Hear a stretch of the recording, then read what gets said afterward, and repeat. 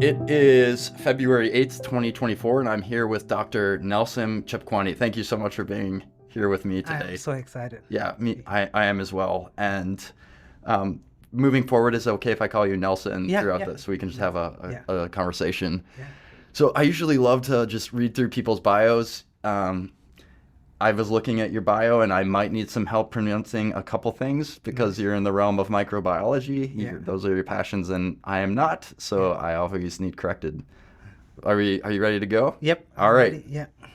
Dr. Nelson Chepkwony received his Bachelor of Science in Biological Sciences from Cornell University and his Ph.D. in Microbiology from Indiana University. Nelson has worked as a postdoctoral fellow and research scientist at, okay, you're going to have to say this from Canada in French, University of Montreal. in Quebec, Canada. Yeah. That didn't sound French to me, but there's some accents on it. He has researched extensively how bacteria attach to surfaces and form biofilms with a specific focus on the synthesis and properties of bacterial adhesives or holdfast and their adaptation to different ionic environments, marine versus freshwater. His research aims in part to develop synthetic bioadhesives in order to eliminate biofouling and corrosion and improve adhesive uses on wet surfaces. Wow. Yeah. Anything you have to say about that or explain that part of your bio to Yeah. somebody who doesn't know what I just read? Yeah, that is mouthful, but in just very layman terms is bacteria want to stick to surface. So they produce a very specific glue. And my interest is actually how can we mimic that glue and be able to use it in our in medicine, in binding things, the way we usually use other glues. Usually most glue don't work in wet surfaces, but the bacteria have engineered a way of doing it. And it's amazing that if we can be able to leverage that and be able to synthesize the glue that can work in different environments. Wow. Yeah, So yeah. I have a hunch that when you began your college studies, Yeah. that wasn't one of your passions. Yeah. So can you tell me a little bit about the journey to how you specialized throughout your studies and just sort of the path that your research took you on and how you chose to study that particular topic? Yeah, so I've been passionate about research since high school, but when I joined Cornell University for my biology program, my advisor, Rebecca Nelson, Dr. Rebecca Nelson, was doing studying in aflatoxin. Aflatoxins are like toxins that are produced by some fungus that poison food. The aflatoxin had an impact in Kenya sometime in 2003. It killed about 40 people. So when I saw our lab was studying how this toxin can be prevented, I was excited about research, and that was like the gateway to research. So I worked with her studying how aflatoxin is produced. Is produced by this Aspergillus flavus, just a fungus, and then eventually that was for my honors thesis. But eventually, when I wanted now after graduation, when I wanted to kind of focus, I look at the labs, and I also looking for something that had application. So when I look at bacteria, how people use bacteria to produce different components, I saw that there was a group in Indiana who was studying how bacteria stick to surfaces and how we can actually mimic that bacteria to produce a synthetic glue that it's important. That's how I end up now moving from studying the aflatoxin to more of friendly, because the water bacteria that produce glue are friendly. You don't have to worry about the toxins. So that's how I was drawn now into the field of studying microbes. And the interest was like, how can we leverage bacteria to be our own allies? Most people think bacteria is some pathogenic Right. that causes disease, but when I read actually the description in this Indiana website was saying that actually we can make this as allies to help us develop new things like new glue or new components. So that's how I end up moving from studying the aflatoxins to now to bacteria. And what, like as a young person, Yeah. how many years did it take you to sort of develop that? To me, Yeah. it sounds like a very specific research topic. Yeah. And my guess is that you didn't walk in as a freshman thinking, I'm going to study aflatoxins. Yeah. And Partly it's because also my advisor. So the only way I could end up narrowing down was my advisor and the knowledge that I already gotten from the environment. So as a freshman, I went to my advisor and I told I had different other interest that I wanted to study. I wanted to study C. elegans, which are a different organism that I use as in research for medicine. When I talked to my advisor said, "Oh, well, you can join our lab. We studied this." And given that I had already have some knowledge about aflatoxin having effect in Kenya, then that kind of connected me easily to be able to choose. So always having good advisors, I guess for me, it's been also one factor that helped me to choose a given topic. So moving from, so that was more like my advisor helping me to navigate through research. And then also after working for 4 years and then also attending different conferences, I started opening up my mind and trying to see what is really interesting me out there. And when I read at different universities, I reached out to Indiana, Eastbourne by then. I reached out to the lab itself and I wrote an email like, I'm interested in joining your lab because you're studying this bacteria that produces this wonderful glue and I wanted to study it. So yes, and then I went through the application process. So that's yeah. All right. That makes sense. Let's keep reading through your bio here and see if anything else comes up. Previously, Nelson also worked as a microbiology supervisor at Pathogenia Inc. in Montreal, where he developed and validated analytical methods for testing presence of microbes in food and active pharmaceutical ingredients for compliance with FDA regulations and licensing from Health Canada. Prior to pursuing his graduate studies, he worked as a lead quality control chemist at PCI Synthesis in Newburyport, Massachusetts. So tell me about that section of your background too, and So when I finished my undergraduate at Cornell, I wanted to take 2 years off before going to graduate school. So during those 2 years off, I decided to apply to work in a pharmaceutical company here in Newburyport as a chemist. So there is you analyze how the drugs are meet the FDA standards. So I was pretty much as a quality control analyst there. So I worked there for 2 years before going back to graduate school. And the other working in Pathogenia was also during the time I was postdoc in University of Montreal. Having mastered how the pharmaceutical industry I guess the quality control in the pharmaceutical industry, I took that knowledge to help this startup company in Montreal to help them develop the method to test for the presence of bacteria. Because when you're actually producing or testing drugs, you need to have those methods and protocols developed. So I was helping them to develop that protocol at the same time. Right. Yeah. I know somebody who works at a food lab, and I got a tour of it here in East Boston. And I love, one of my favorite parts was there was a room full of unreleased products that I wasn't allowed to look at.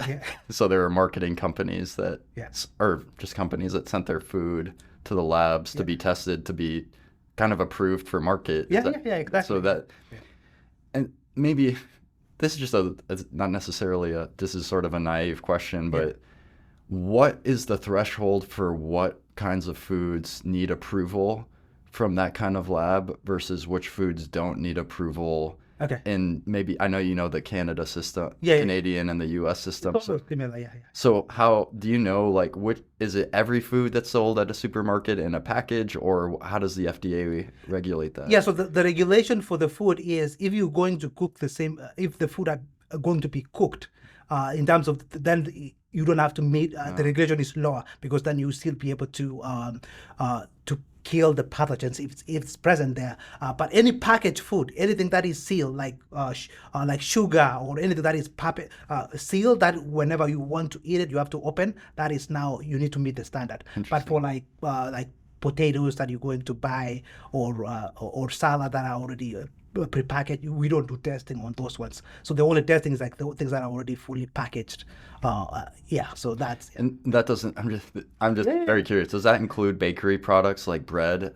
That's not, or that's not technically sealed. That is, yeah, it's not technically sealed because it's still Right. kind of exposed to the surface. Anything that is like yogurt, for example, yogurt you will need to pass milk. You'll need to pass standard. You need to pass to measure the amount of pathogen that is in there.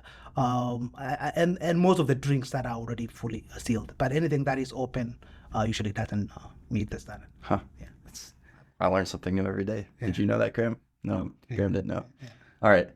Nelson has a passion for teaching and mentoring students. At Indiana University, he taught at a microbiology lab courses, tutored undergraduates with their biology homework, and formed a mentorship program with other graduate students in the Department of Microbiology that offers top-performing African students the chance to have research experience in Indiana University labs. In addition, he served for 2 years as a student president of KENSAP. KENSAP, Exactly. Yeah. an NGO that supports international students, mostly from Eastern Africa. He supported KENSAP students by providing a platform where they could raise issues affecting their academics and careers.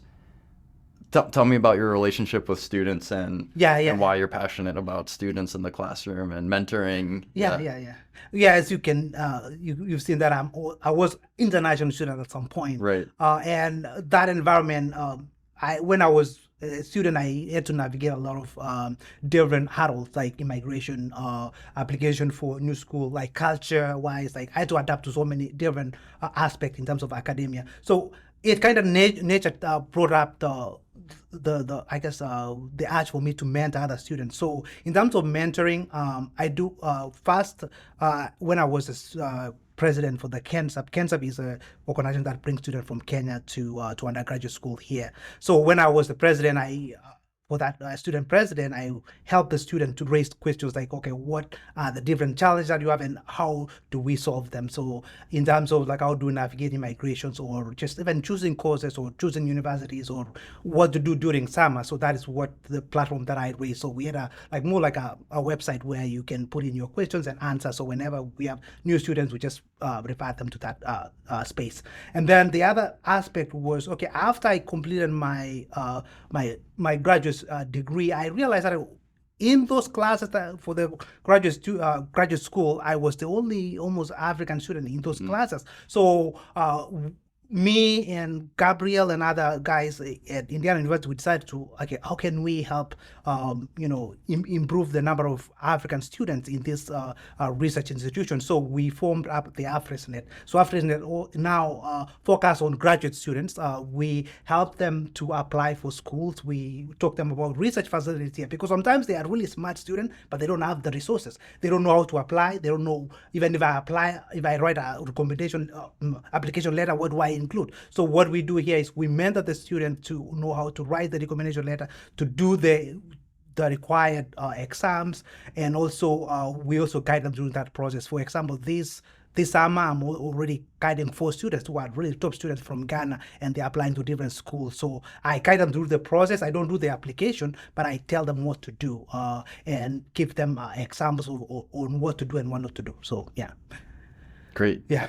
That and then I've been really encouraged.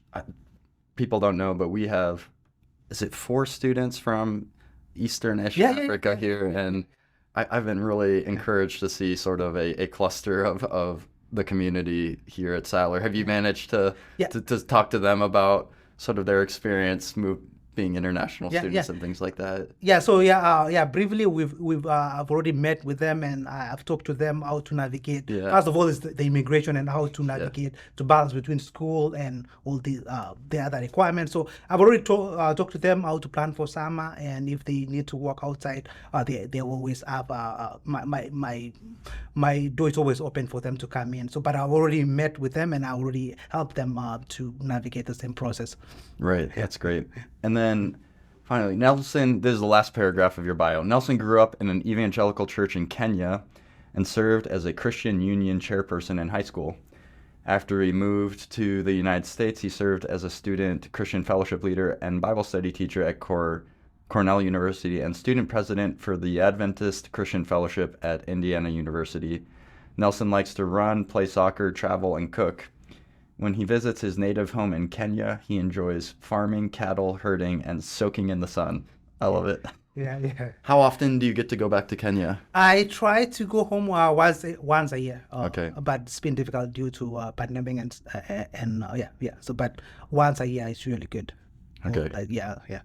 And then did you grow up in the faith? Was your parents are Yeah. Christians as well? Yeah, so my mom was Sunday school teacher. So I grew up in a Christian family where every Sunday our mom will take us to the church and she will teach us the Bible, or to just from when I was a kid I started reading the Bible, and my dad was not a Christian in the early my childhood, but he became a Christian when I was a teenager, and all of us now, the entire family, we used to have a evangelical church. We all attend, and then also we also read Bibles, and we used to perform skits in church, sing. And then when I moved here, it was a little bit. There was a I was a little bit afraid moving to America, given Right. that America tends to be very secular society, and what I knew about America was just in the movies and really Yeah. the Texas Sound side. Hollywood. Yeah. Hollywood Yeah. version. So so I was a little bit afraid. But I moved in with my Bible, and the first week at Cornell, or no, the first semester when I was at Cornell. Cornell is a secular Right. college. I didn't know which church to go, which student organization to stay. So I read my Bible for one semester. Every Sunday I just read my Bible and pray, and then calling back home and fellowshipping. But eventually I met the Adventist Christian group at Cornell, and that they kind of breached now that spiritual fellowship that I really needed. Because even though I was reading the Bible, I was just I wasn't feeling good. I wasn't my faith was not strong enough. So when I met this group now, we should fellowship every Friday evening, and that really kind of bring the faith and strengthen me in terms of growing in Christ. Yeah. Great. Yeah. And then just Yeah. this is we'll move topics here.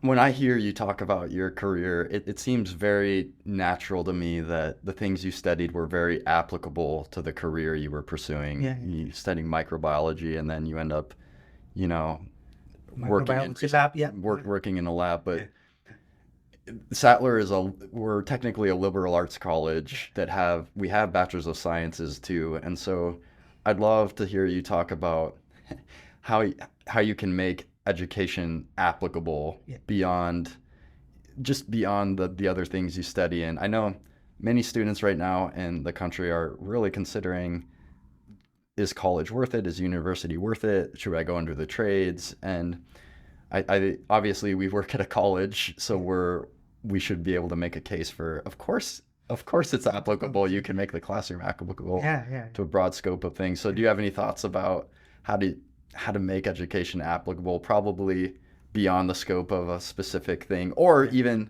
using it? No, you can use education to craft a specific trade, like or skill, like you've done in the sciences. Yeah. So I would say yes. So my passion is in class.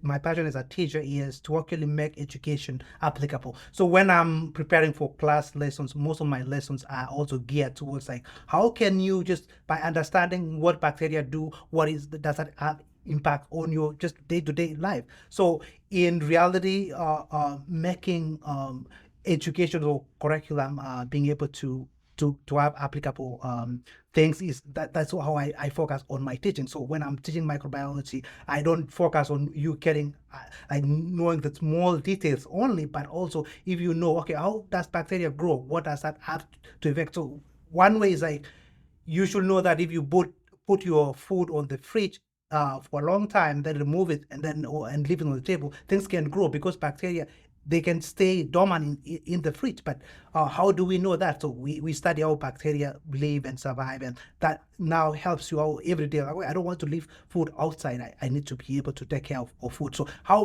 making just education and connecting to real life, that is how I'm passionate when I'm teaching how we can intertwine that.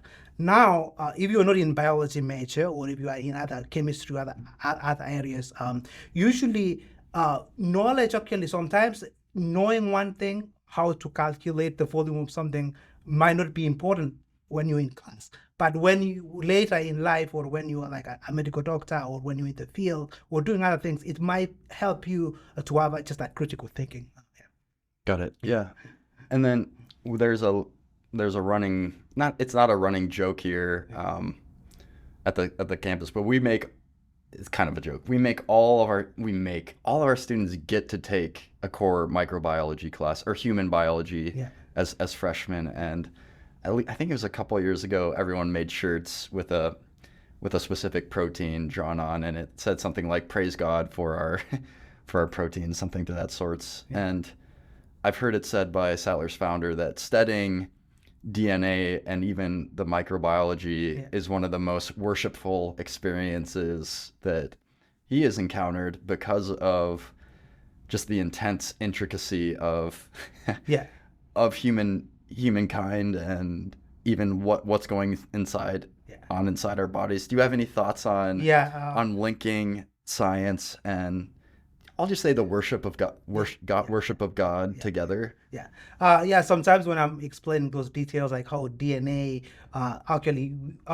is just a cookbook that makes everything, the entire human.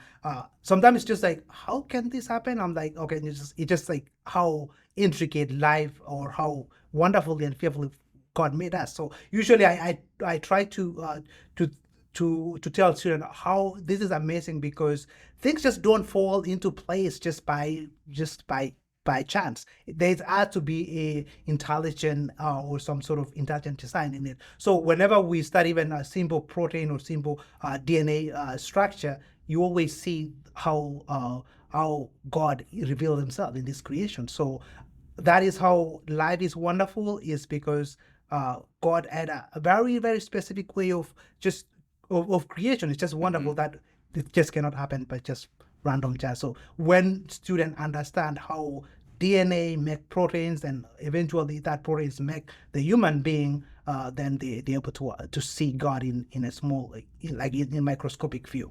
Right. And then just mapping a little bit further onto this, you can use this question both as from a spiritual lens or a scientific lens. How can we make bacteria our ally? I've heard you say that a little bit about, hey, we don't have to fear, and I'll ask a follow-up. We don't have to fear bacteria, and maybe go at it from like explain to me, who doesn't really have a working knowledge of it, but how do we make it our ally, and what can the normal average person do to support your passion there? So my passion is in microbiology, is just studying how bacteria live and survive. So bacteria, when we talk about bacteria, there are two types of bacteria. There are bacteria that don't cause disease, and there are bacteria that cause disease. Right. So actually what causes disease is almost 1% of the bacteria population. On your body, you have millions and billions of bacteria. Most of them are really important for you, like microbiome, how it helps your gut to digest and get nutrients. So they actually are helping us, and we help them by eating food. We provide food for them. They provide essential nutrients that we need in our bodies. Most of them actually don't cause disease, like the skin microbiota don't cause any disease. They are still there. They just live there, and then they prevent the bad bacteria from growing on your skin. So if you actually wash all the bacteria in your skin, then the bad bacteria might come in and cause disease. So usually they actually help us. So when I say we can make them as allies, is if you have a good bacteria that actually on your body, that can also prevent you getting disease. We've actually known that most of the cancers can be related to our microbiome in our stomach. So you see that if you keep our microbiome in a good state, we prevent most of the cancers.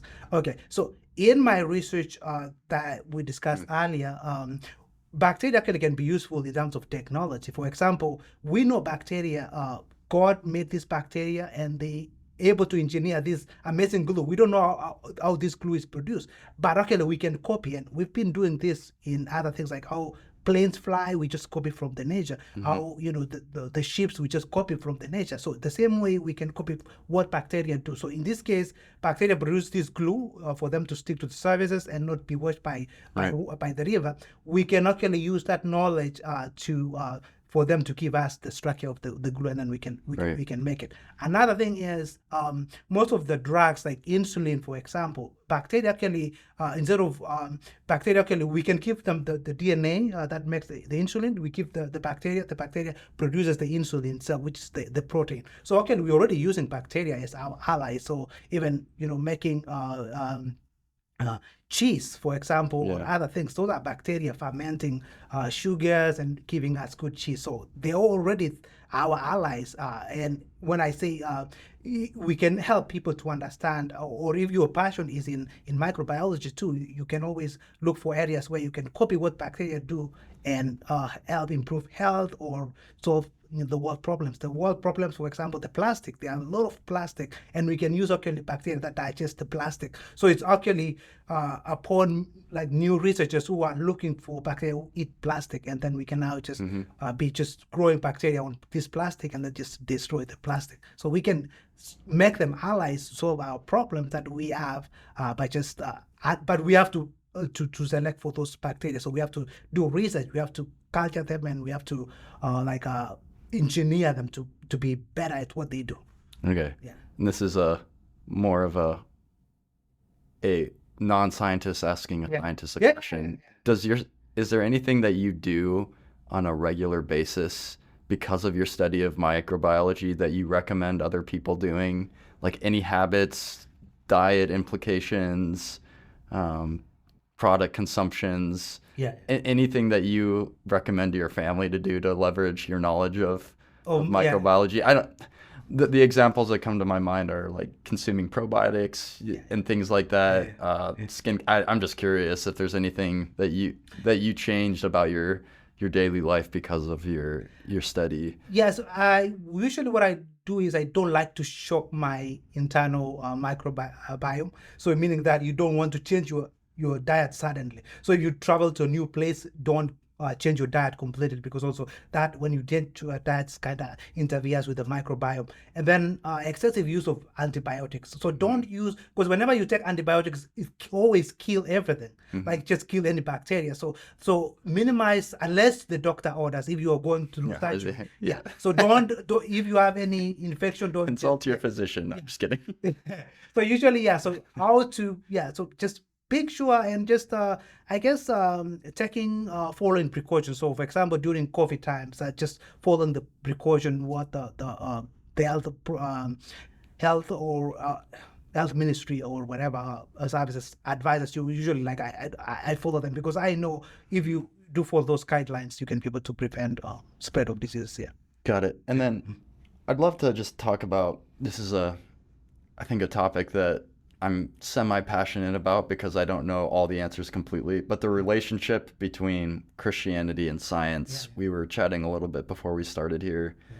And how do you go about thinking about how to have an intense belief in Christianity while trusting in the scientific method, in the evidentiary part? And I'm kind of hoping to hear you talk about, do we have to choose one or the other? Can Christianity mix well with science? And just how to go about thinking about how to avoid some of the narratives that, hey, there's this agenda built behind the scientific community, maybe a political agenda or something like that. I'd love to hear you talk about it. Yeah, that is that would be a big question. A long, big question. But what I can give my own view on this subject is I see science and Christian faith as almost complementary. It is sometimes people try to see weigh them in different scales, but I think you can be able to match them together.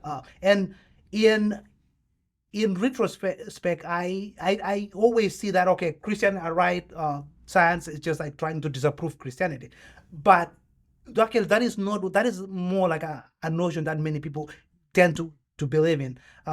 How do I reconcile both? So whenever I do any scientific research, I should be able to collect facts and collect tangible things. But in faith, it is more than that. We know that when you think of intelligent creation, when we intelligent design, so when we look at how things, how life is, how marvelous things are made, in my mind, I've never found any proof or in science that actually these things can just fall into place. So usually what I take is that science is more like just generating evidence of how complexity the creation is, and then in terms of Christian faith is that we already know the answer. We have the faith. So how do you reconcile just believing on something and just seeing the evidence? Usually, I don't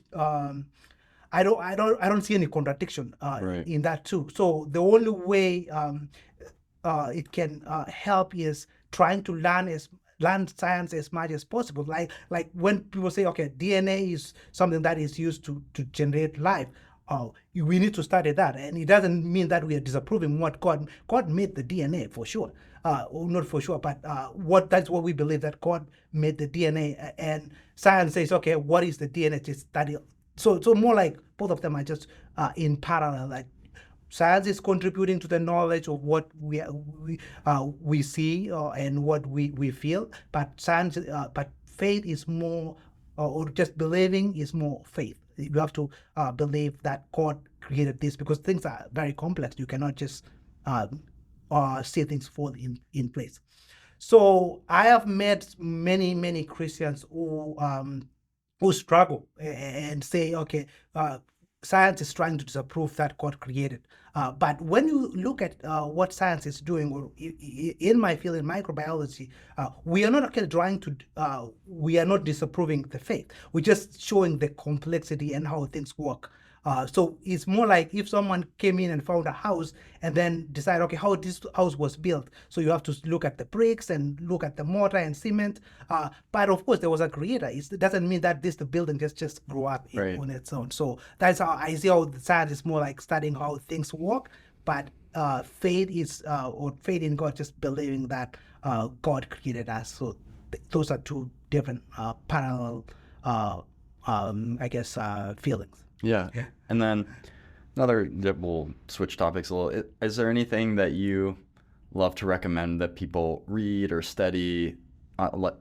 Is there a book that's influenced you, some sort of regular news program that you like to recommend it to people around you?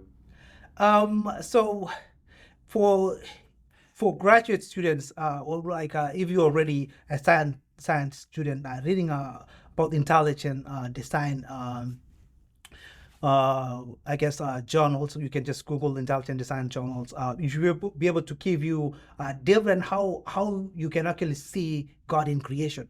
And at the same time, actually, you're not just blanketing and just having a big blanket and say, oh, this was created, but just having to see the details. Like, for example, if you study the structure of DNA and how those DNA are regulated, in these journals, the Christian journals that publishes Is there research findings. You just Google intelligent design, just like the Discovery Institute journals or something like that. Yeah. And then, and related to that, sorry, I was going to ask this before it triggered a thought. I haven't researched this extensively, but my general instinct tells me that over time, the number of scientists who sort of proclaim faith in God, up to about 50 years ago, used to be an overwhelming majority, and then suddenly we've seen a sort of a decline of the number of sort of secular people in science versus faith-based people in science. I don't know if that's a little bit anecdotal, but I've seen a couple of studies, at least at some of the Ivy Leagues, about the number of professors. But then when you look back to a lot of the giants of science on who a lot of what we believe in is built, we see that they were people of faith. Do you have any hypothesis as to what's happening behind the scenes here, and why is science secularizing? And that's a big statement. Yeah. I'm not saying that as a statement of fact, but that's what I generally kind of suspect is happening, and that didn't used to be the case. So what's happening here? I think what I usually say is I say there's an increase of knowledge. These are like it's like in the last days there will be an Right. increase of knowledge. So just having many this institution initially, okay, most of the colleges were built under Christian faith. That's like, right. Yeah, yeah. But eventually, different people just come in, and they the way they disseminate information is more of I would say more of just trying to disapprove something, and sometimes what we can say sometimes actually the negative things tend to make big noise compared to like a good thing. So that's why I'm saying that we might be seeing a lot of people saying, okay, talking about evolution is because that actually that's the thing that makes bigger noise as compared to what the faith. So it could be just anecdotal in terms of what the news that get covered the most are usually the negative news or like things that Right. try to disapprove something. Yeah, and I actually to my just to take back something I said here, not to take back, but to illuminate it. When you actually survey some of the historical scientists, like Nobel Prize winners Yeah. of the day, some of the top physicists, go back 30 years, you actually find quite a few Christians in the field, and even I'll even map this onto the study of creation and evolution and Darwinism. I like Yeah. to make that distinction that Yeah. there actually are significant skeptics, Yeah. both Christians and non-Christians, on the Darwinian theory. Yeah. And I don't think enough people know sort of the skeptical side of that theory. That's what I was saying. Am I right or am I wrong? You're right. Like if you actually read a lot of people who wrote about Darwinian when it came out, even the scientists themselves, they were Right. disputing. So sometimes what we tend to now read and what we see mostly is just what what is making more noise. But there are actually a lot of critics, and Right. you should be able to during those if you read the intelligent design papers, we usually go back to and see actually different how people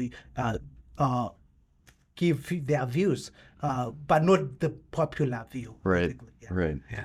Well, is there another topic that you want to talk about, or Graham, do you have any recommendations on other questions? I'll ask one more question. We have at tea time we have this pearl of wisdom, and I heard one of your pearls. Is there any general pearl of wisdom that you carry with you that you like to share with people? Just lessons you've learned in life that are meaningful to you? Yeah, so I think most of I think that's one. It's a big it's a Yeah, big I know, question. yeah. Yeah. One thing that has stood up for me most of the time is just having identity. Like, what do you like whenever you're doing something? Like, how do you perceive yourself and how the world perceive you? The most important when it comes to those aspects is like the most important is actually how you perceive yourself towards the environment. In this case, if when I'm a scientist, like how do I see myself as a Christian scientist? That is usually important as opposed to how other people see me. Like, so I guess trying to distinguish that is usually my my biggest advice. Like, always have a positive view from your own views as opposed to expecting positive view from the outside.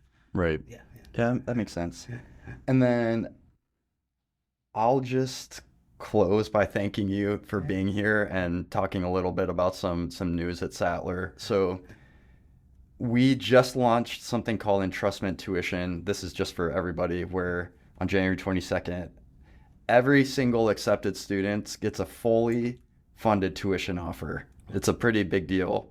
And then one important deadline, just for anyone listening, we really want to have a healthy body of international students here, and it's significant. You have an international background. The hard deadline for international applicants is March 15th. So we're going to be announcing that, but I would love if anybody listening can recommend anyone considering Sattler. March 15th is our deadline to show up at the fall of next year. And I'm hoping that over the course of time, we can have people from every livable continent here. Every livable continent. Is Canada livable? um, and so we're hoping to go down that road here, but that's probably a significant, probably the most significant announcement for students considering Sadler. And then also we always hire, and so keep your eyes out for some vacancies to come and work at the college. And Nelson, thank you for being here. Yeah. And I actually, when I opened the episode, we usually podcasts have like a little intro, but we're thinking about calling this podcast the Entrusted Podcast. Is that right, Graham? And so the idea is that God has entrusted us with a sort of a sacred commission, and then hence the institution entrusts students by investing in them. And we get to talk about a lot of things surrounding God's entrustment of humanity and what he's given here. So thanks for exploring microbiology with us today, and I hope you had a good time. Yeah, my pleasure. I really enjoyed sharing my experience in microbiology and working at Sackler and mentoring students here. Yeah, amen. All right, thanks, Nelson.